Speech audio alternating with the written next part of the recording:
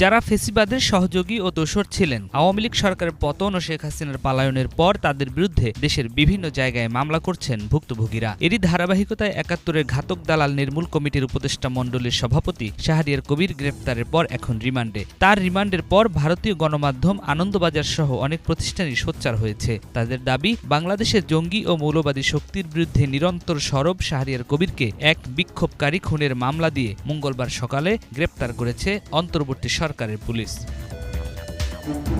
তবে বাংলাদেশে শাহরিয়ার কবিরের ভূমিকা সবসময় ছিল বিতর্কিত। তিনি সবসময় আওয়ামী লীগ সরকারের দোসর হিসেবেই ছিলেন চিহ্নিত।